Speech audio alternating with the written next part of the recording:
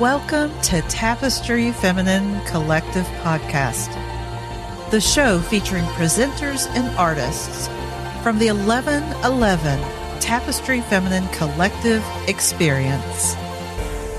Now, here's your host.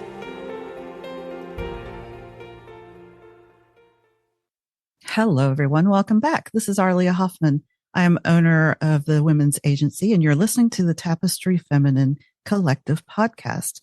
I am thrilled to be an Indigo sponsor of this event by visionary and creative director Jacqueline Robinson, who has brought together an amazing group of women, change agents, creatives, just an incredible lineup of women that she's connected to, and now I'm connected to, which is such a blessing. And I've had the honor on this podcast to interview some of our presenters. And today's presenter is Michelle Atlas. And I'm going to read a little bit about her and we will dive right in. Michelle Atlas, well, first of all, welcome. Thank you so much. Thank you so much. Lovely to have you here. Yeah, so happy to be here. Thank you. Michelle empowers deep, intuitive, creative women entrepreneurs to reclaim their self-trust so they can create change they didn't think possible in their relationship to money, their businesses, and themselves. She's part business mentor, part shadow detective, part spiritual guide, and part soul purpose midwife. Prior to launching Michelle Atlas Coaching, she trained top U.S. federal government leaders and delegates from abroad to grow and evolve through nonstop challenge and change. For the last 10 plus years, she has supported women entrepreneurs across 11 countries and 3 continents to create sustainable businesses and meaningful lives by sharing the truth of who they are. That sounds amazing. Welcome again. Thank you. Thank you. Thanks so much. I first have to ask about the federal government leaders and delegates from abroad. That sounds like a plot twist. Yes, it was. It so was. I had left my conventional job of 18 years and I had really just felt like it was really sucking the life out of me. And I was in that in-between zone. Now I knew I wanted to do something that involved the cumulative learning and living and training and everything that I knew and everything I'd been through into some sort of offer of my own. But I didn't know exactly how or what that was going to look like or sound like. And I became aware of the resilience work of a New York Times bestselling author, and resilience being how do we grow and evolve through challenge, change, and loss rather than become embittered and small and shrink. And so I'm going to try to make this short, but it's a good story. I had thought, wow, I think this is my next step, is to become masterful in this whole thing, this whole concept of resilience. Had spoken with him about a year prior then about possibly becoming certified in his work. And we just had a little chat and didn't commit to anything. And then one day I was walking through my living room a year later to get a cup of tea, and I got this overwhelming intuition, this overwhelming download that I should call him immediately and discuss that again. It was one of those super clear kind of guidance moments. And so I did. And we had a beautiful, deep conversation. And he had only certified less than a dozen people in the world because he wanted people with not just an academic understanding of the topic, but a lived experience. He gave me his blessing. He basically acknowledged that just through our conversation, he could tell that I was someone he wanted to certify and support and mentor. So we were both really excited about this. And 3 weeks later, he came out of remission from cancer unexpectedly and died. And so I ended up being mentored. I was the last person that he personally gave his blessings to in the world to do this. I ended up being mentored by a colleague of his, getting on board. And then lo and behold, it was one of these wild, bittersweet, crazy, serendipitous things where I got contacted by the Office of Personnel Management in Washington when President Obama was in office And it turned out that this author, had a huge federal government contract to do top level training in his work. And I was one of the only people in the US that was masterful in his work. Wow. So I said plot twist, but that really is a plot twist. Exactly. When you said that, I thought that's the right word. I haven't had that. That's the right term. So I ended up traveling for 5 years. I couldn't even believe when I got a phone call, and I literally could almost not comprehend what I was being asked because I was so unexpected and also exciting. And so for 5 years, I got brought all over the place in the US to various sites and trained really. My students were people that, I'm going to honor confidentiality here, but my students were some very high level, amazing human beings that were doing amazing work and amazing things. Gives me chills actually even. And including when once a prime minister of another country sent a group of people to beach, and I was the one that got to go and be with those people to do the resilience piece, including his deputy. And it was just something that I never expected to happen, and was just an amazing experience, and ended up knowing some incredible human beings that I might have had concepts about in the past, that there were great souls in every classroom, not walking the typical walk that you might think would be such a deep, soulful journey. Yeah. Amazing. I want to stay with this because there are a couple of things that occur to me. One is the presence of you, who, before we came on the air, you were talking about being a sensitive and a creative, and you use the word soul in your work, which I do too. And to be in that type of environment and to be able to impact the people you're working with.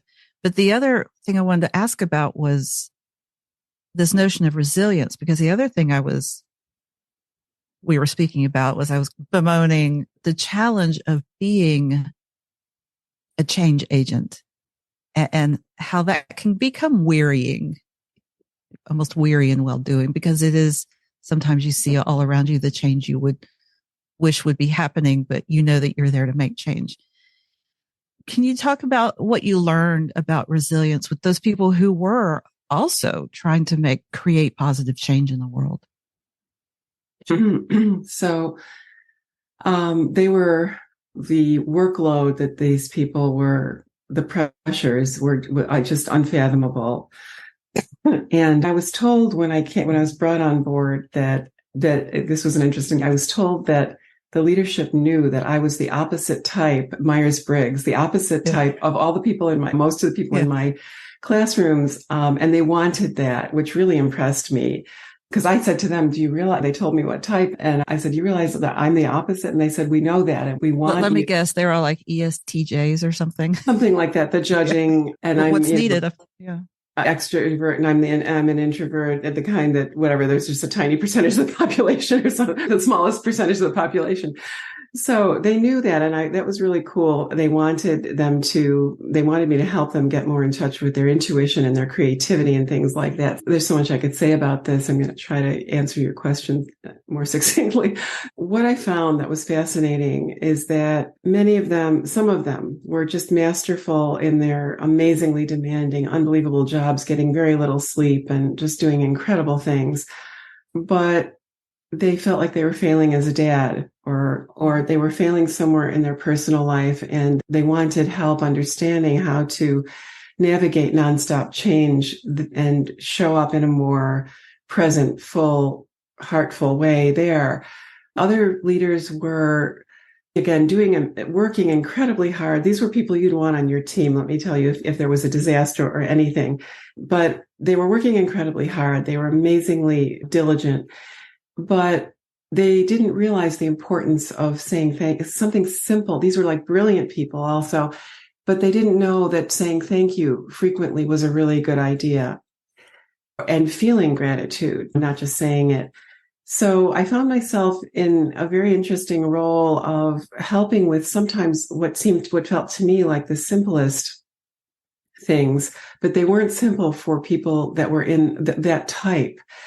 that were getting phenomenal amounts of work done, impacting our world in ways that I can't even tell you. But I worked with scientists at the FDA that were staying up all night to find a cure for some unusual disease for a child in another country. These were incredibly dedicated people. I was always very touched, but they might not know how to connect in a certain way, or they might not be managing their emotions very well, or even having them feelings. Mm-hmm. So it was a lot of, and I'm not just talking about that organization. I'm going to be careful about how I mention all this, but just in general, there were these different areas that I wouldn't have expected to have to support in, that I found myself called to help with. The personal domain, simple things like gratitude and how it will impact the motivation of your people, how to have feelings in environments that weren't really encouraged, were historically discouraging, that kind of thing. Yeah. So what do you see as some of the essential elements to resilience? And I'm staying with this because I feel like as a business owner myself, yeah, which is something you will be talking about at Tapestry, that's an essential piece for kind of that. Yeah, it is an essential piece. To talk about that and what makes up resilience. Sure. Yes. Okay. So resilience really is the ability to use every life experience as an asset. Mm. Now, this doesn't mean, what I want to be very clear about is that it doesn't mean slapping a positive affirmation on horrible hardships, and certainly not prematurely. It doesn't mean feeling gratitude the minute something horrendous happens and what's wrong with you, you're not very spiritual if you don't. It doesn't mean any of those things that sometimes there are a lot of concepts about. But what it does mean is that it's a very phoenix-like journey. And so it means, and there are certain very specific steps that one can cultivate. Some people are born more resilient than others, but it can be cultivated by anybody at any age by doing certain things. So my take is that it's a very phoenix-like journey where we're talking about allowing life to really penetrate you and really allowing it to transmute and reshape you into so much, into who you really are. That's the beauty. So we're not talking again about, and that happens in different ways for different people. And usually it's more of a shedding of what has been in the way. We talk a lot in coaching about becoming this and becoming that. And the work I do really helps you become who you already are, that you've lost touch with, because of all the layers and veils of conditioning and messaging and contrived identities that we cultivate to adapt and cope and survive. Resilience is about meeting life, meeting everything from day-to-day stressors to the huge losses and unexpected accidents and illnesses and profound grieving moments, with a spirit of allowance, I'll say, allowing it to really take you down so that you can and strip away allowing it to do. Its medicine is in its ability to strip away defense, pretense, things that keep you from intimacy with yourself, first and foremost, and then really amazing intimacy with life and others. Am I answering that? Am I doing how am Yeah. There's so much going on as you're talking, because these are the themes that are coming up over and over in the Tapestry interviews, both here on the podcast and Jacqueline's interviews in the Facebook group, about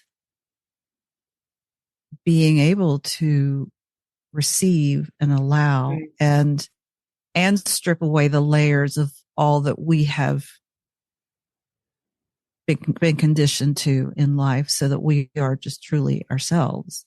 And that's the sovereignty. It's your sovereign, what I'm calling, I'm in the process of getting it trademarked right now, and it's my book title that I'm writing called Your Sovereign Nature. So I'm calling that your sovereign nature, just meaning the original you, the essential you.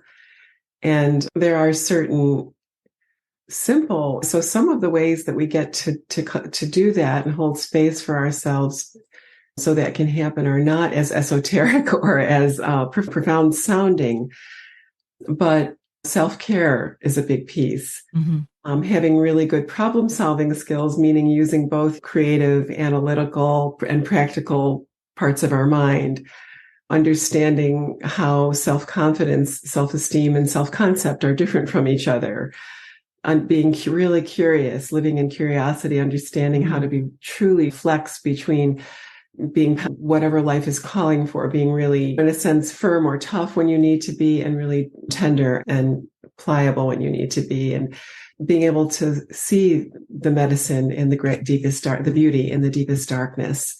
Those are all characteristics that somebody would cultivate or have who was on this path, as well as many other things. Yeah, I'm like, okay, just a few things. I know I could do a month-long retreat on this. Yeah. Well, speaking of which, you're just 2 days out of a retreat that you led. What was that about? That was called Awakening the Queen, and it was all about the queen archetype, which it's really one of my favorite things to do in my business is that retreat. It's just a wonderful experience for me as well. And it's about the queen archetype, and I chose the queen out of all the gazillions of archetypes in mythology for this particular piece of my work, because the queen is a template for self-ownership. Mm-hmm. And so it's not about being a diva. People have different relationships to even the word queen or the image of a queen. Mm-hmm. And so the queen becomes the queen through having gone through many, what we call initiations, which is that descent, been taken down many times, and has allowed, just like what we were talking about, has allowed life to transform her in that phoenix-like way into someone who, because she's been through so much, has become very stable, very unshakable, and lives in this place of knowing that no matter what is happening, all is well, no matter what. And that beautiful. Steadfast is the word that comes to me. Yes. Steady and steadfast. She's not changing her colors to match others. She's not defensive. She's that sweet spot between self-deprecation, which is where we're coming from as women. Mm-hmm. And but she's also not a self-aggrandizing. She's doesn't have this like always in your face. She's that, and everyone's personality, it will be expressed differently, but she's that sweet spot. But I'm sorry, go ahead. You were going to say something. No, there's so much occurring to me. It reminds me of Inanna. Are you familiar with her descent?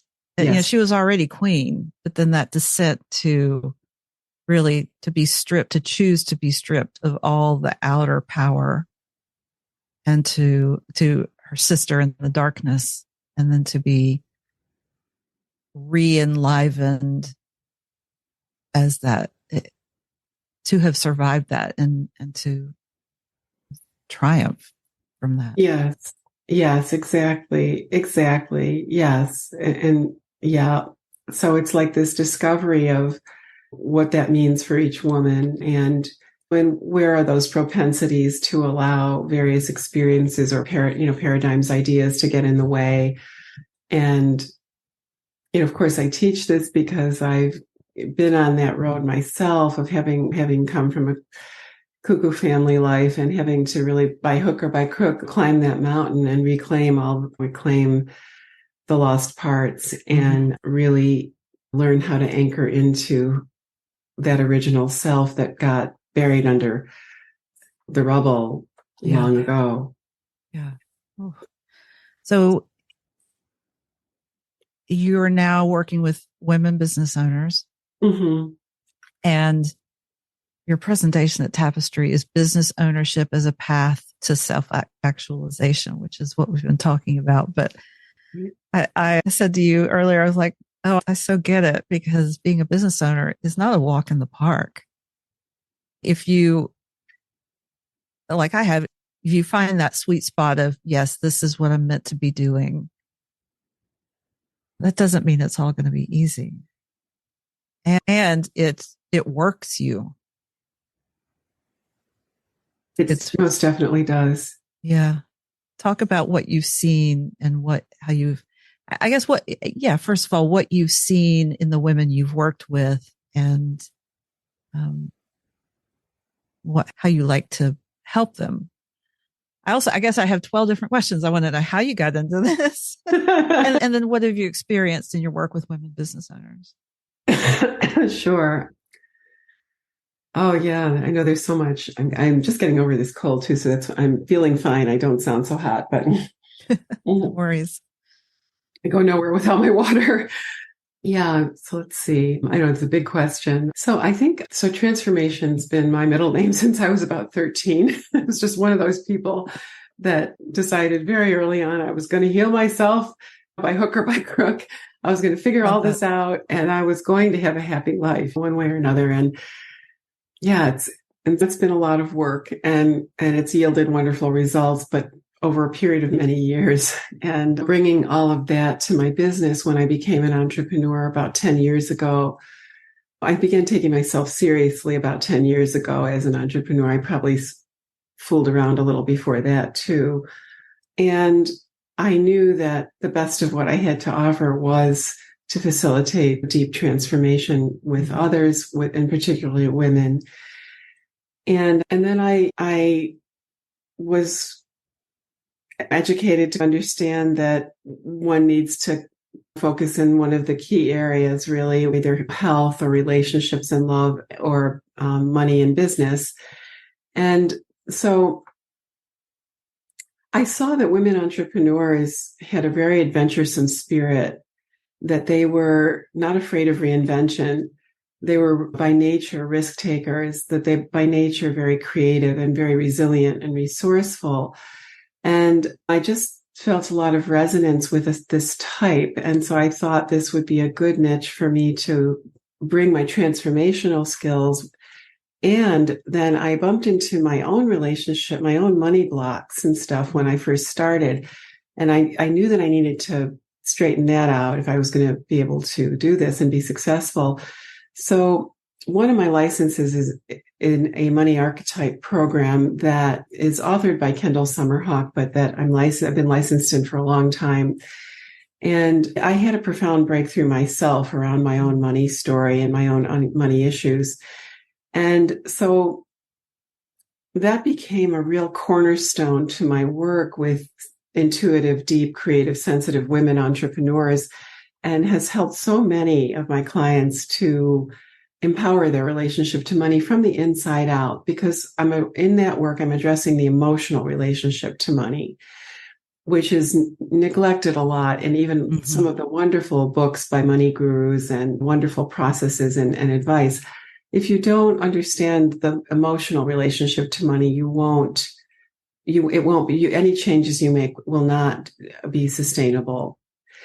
So, yeah. And then, so my work's just evolved through my own journey, as so many of us, where I was overworking, and I was overworked and underpaid for the first few years of my business, and and was listening to everybody tell me what to do and trying to do it, and getting farther and farther from my soul, really, my true calling. And I started to feel unhappy and like I was going to burn out. And I woke up one day and said, wait, something's wrong here. And so I had to make some changes. And this was probably now maybe 6 years ago. And I just really stopped doing a lot of the shoulds, a lot of the common business advice that didn't suit my nature. And I realized that my clients were deep, intuitive, creative, soul-driven women like myself, and that I really needed to just, it was when I began to just become and be so much more myself in everything I wrote, everything I said, and all my offers, all my programming, and really just telling the truth about what I really do with people. My clients are all women entrepreneurs pretty much, and they all do increase their income through our work together. And they come in the door most of the time through the money empowerment door piece. Mm-hmm. But very quickly, our relationship to money is mostly not about money. It's about worthiness and so many other things. Yeah. And so we very quickly end up in those realms and really on that road to self-ownership and personal sovereignty. And then everything else starts to change and evolve. Women have such a deep need to feel they have permission to be themselves and to be all they are. And so a lot of what I do is empowering all of that. I hope that answers the question. There's so many, there were like so many questions in there. Yeah. Wow. Twisty, turny road. I love that. I took your quiz. And I have your archetypes in front of me here. Oh, you do? I do. Which I really appreciated. You say that it's over and over in that quiz, like do this without self-judgment, just be as honest as possible. Right. And I love how you frame the archetypes because they're framed in a positive way.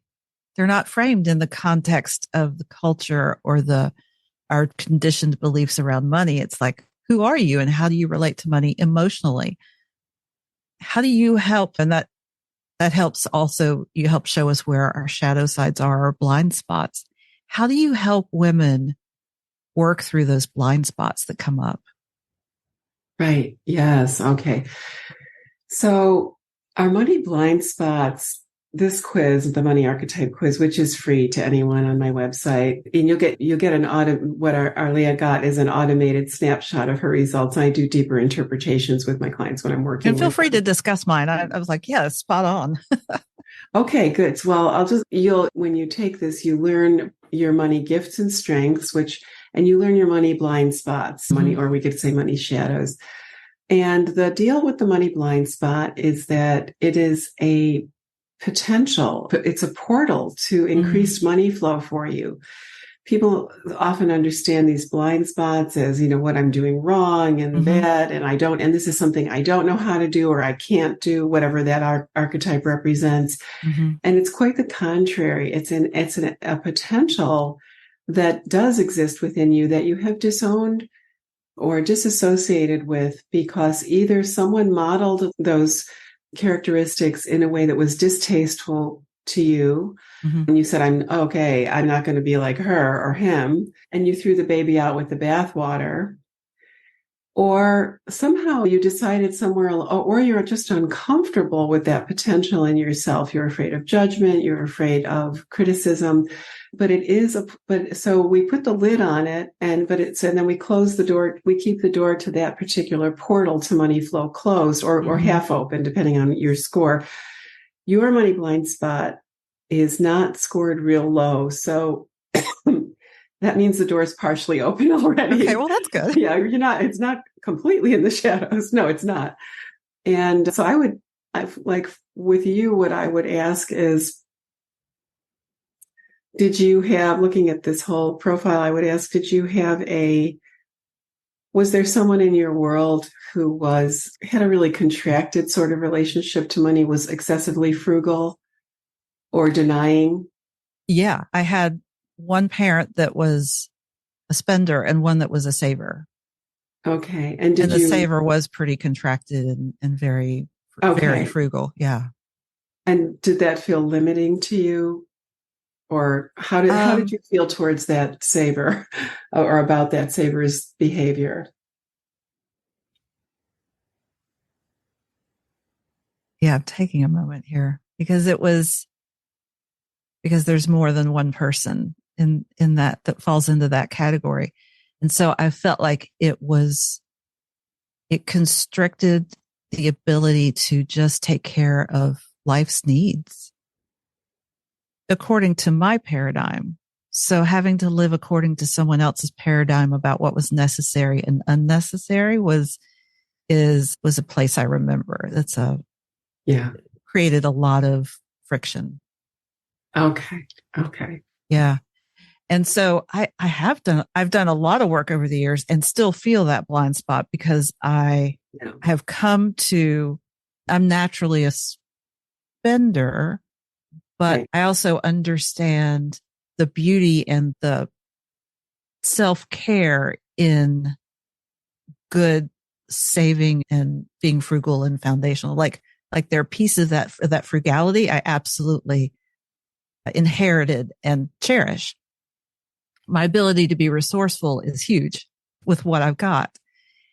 And I've also been able to embrace the fact that I will follow my intuition if it says, yes, but this is a good investment in this moment. It will serve you. Yeah. So I do that. But then there's the other piece of being able to function in the long game, be very forward thinking and build for future Arlia. Exactly. And is that where where do you feel like it's out of balance or slightly out of kilter? Is that where, or? That's part of it. Also, part of it is tending to the needs of others. So I will do that before I will take care of my own financial needs. Okay. Yeah, which is not something I would have recognized. I've recognized it, but to actually say it out loud, it's something different. Yeah. And do you know what the belief driving that is? The narrative driving that? The expectations around my contribution to the family. And so I will put that above my business. Mm-hmm. Expectations from your family, or? Yeah, from the family. Yeah, about what's needed, or I see the needs and I will go, let's go meet them for the comfort of everyone. Mm-hmm. Mm-hmm. And the life, I will put that first. Mm-hmm. Which I understand it's not, well, I can hear I'm using the words good and bad. That's not a bad thing. No. But it is out of balance. Mm-hmm. Okay. Gotcha. So everything in life exists on a continuum, right? Mm-hmm. And so the archetypes are also on a continuum. Every archetype has its shadow side and its light. Mm-hmm. And then there's all kinds of nuances throughout in the middle, all the way across, right? And at any given point, you could have the same archetypal profile, let's say identical, let's say as someone else, but at any given time, you may be falling at a different place on the continuum in terms of really high functioning or dysfunction, at the other end, really dysfunctional. And so each of these archetypes, they all have gifts and strengths, and they all have blind spots. They all have the dysfunctional expression. Once you understand more deeply and intricately what the gifts and strengths of each, and then the blind spots of each, it's much easier to make. You're instantly able to make different choices and kind of sense when you're heading down the road towards the dysfunctional end. And because the awareness is the key. Right? It is. It really is. We all have all of it. We all have the blind spots, and we all have gifts. And you have, I can see you have, I don't want to, I could go down the road of giving you a full blown detailed interpretation, but I won't during this interview, but unless you want me to, but. Well, we don't have all day. So there's that. Right. Exactly. That's what I'm thinking. Yeah. Well, thank you. Thank you so much for that. So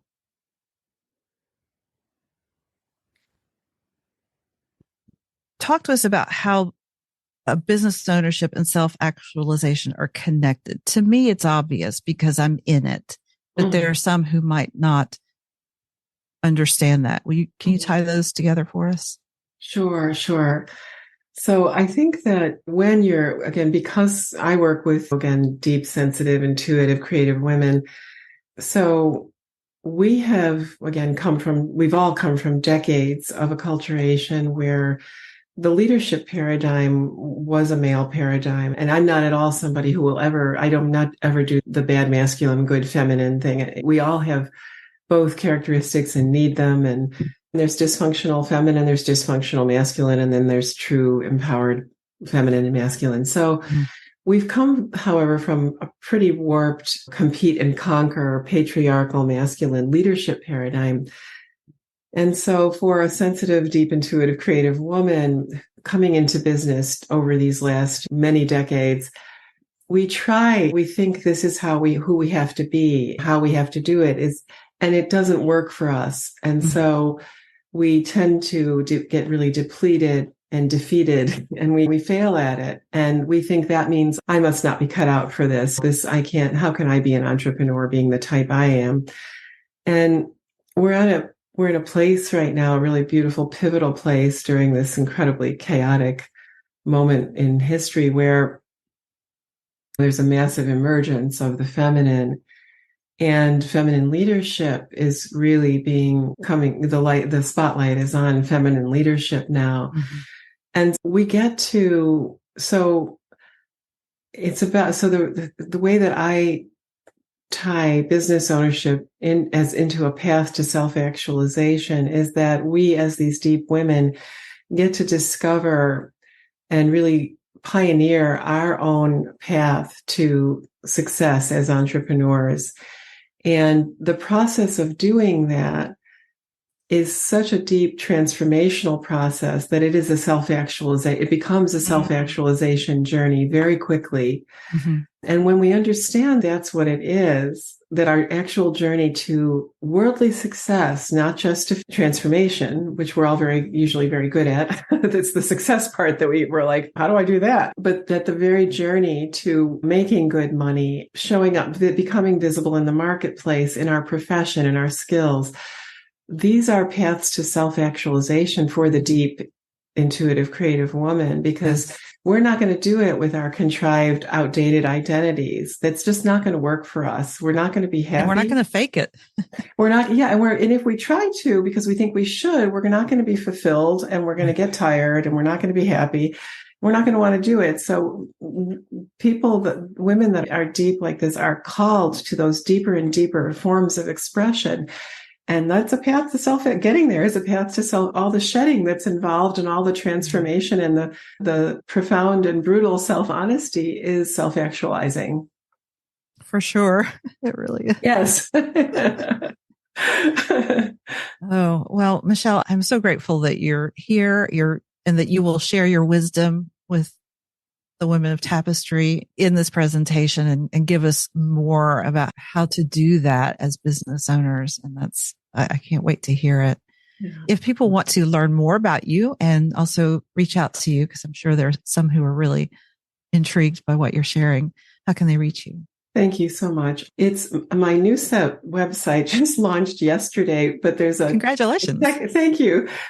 So there's a way to connect with me to explore whatever one would like on the website. There's also the free archetype quiz on the site, but you have to use www.michelleatlas.com. If you just put in michelleatlas.com, it'll take you to my old site. For some reason, he's still figuring that out. So it has to be www.michelleatlas.com, and you'll be taken to my new site where there's a lot of information and a very easy way to connect with me. Beautiful. And, and have a no pressure chat. Yeah, I know about all those website issues we're all dealing with. Yeah, it's unbelievable. Deal with those. Well, thank you so much, Michelle, for joining us. Tapestry Feminine Collective will be November 10, 11, and 12, 2023. And Michelle will be a part of that. So feel free to check out the schedule of events at tapestryfemininecollective.com. There are membership levels at whatever level is comfortable and workable for you, according to, what speaks to you. And even every level will get you all of the speakers for the weekend, including Michelle's. I will be there, and there will be some other incredible speakers, as you've heard on this program. So for Michelle and myself, thank you so much for joining us. Please like and subscribe to this podcast and visit the website, and we will see you in November. Thank you for joining us on Tapestry Feminine Collective Podcast. To learn more, visit tapestryfemininecollective.com.